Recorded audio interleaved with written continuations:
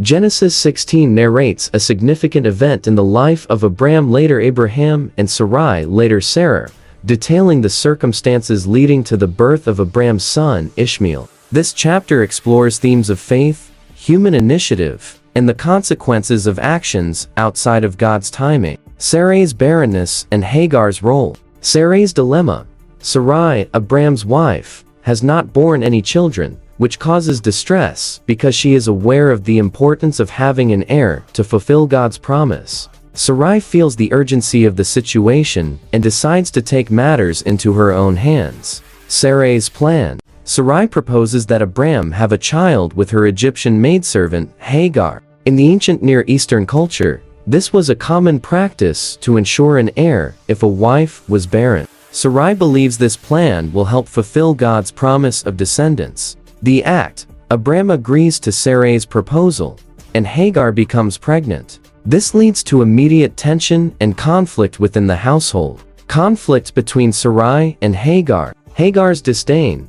As Hagar realizes she is pregnant, she begins to look with contempt upon Sarai, who remains childless. This new attitude creates friction between Sarai and Hagar. Sarai's complaints. Sarai complains to Abram about Hagar's behavior and blames him for the situation. Sarai feels wronged and asks Abram to deal with Hagar as he sees fit. This situation reflects the complex dynamics and personal conflicts that arise from their decision. Abram's response. Abram tells Sarai that Hagar is her servant and that she has the authority to handle the situation. Sarai treats Hagar harshly, leading Hagar to flee into the wilderness. The angel of the Lord and Hagar's return. Hagar's encounter. In the wilderness, Hagar encounters the angel of the Lord at a spring of water. The angel addresses her as Hagar, servant of Sarai, and asks her where she has come from and where she is going. Hagar explains her situation and the mistreatment she has faced.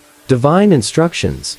The angel of the Lord instructs Hagar to return to Sarai and submit to her authority. The angel also promises that Hagar's descendants will be numerous, as they will be too many to count. Additionally, the angel reveals that Hagar's son will be named Ishmael, meaning God hears, because God has heard her affliction. Hagar's response. Hagar acknowledges the encounter with the Lord as a significant and profound experience, calling the Lord El Roi, meaning, "You are the God who sees me." She returns to Abram and Sarai, and gives birth to Ishmael when Abram is 86 years old. Key themes in Genesis 16. 1. Human initiative vs. divine timing. The chapter illustrates the consequences of acting outside of God's timing and plan. Sarai and Abram's decision to use Hagar to have a child demonstrates human attempts to fulfill divine promises through their own methods, leading to unintended complications and conflicts.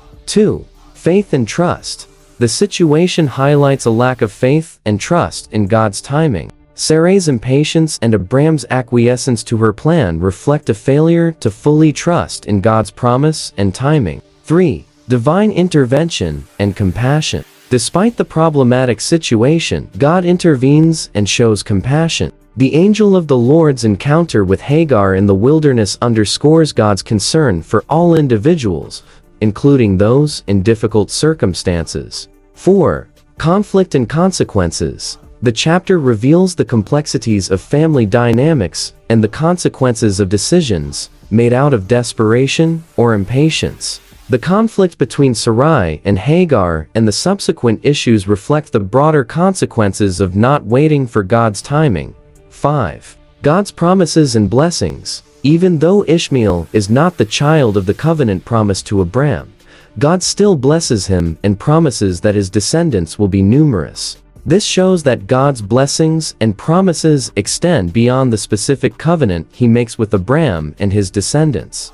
Genesis 16 is a pivotal chapter that explores themes of human intervention, divine promises, and the complexities of personal decisions in light of God's overarching plans. It sets the stage for future developments in the narrative, including the eventual birth of Isaac, the child of promise. I hope this overview of Genesis chapter 16 has been a blessing to you.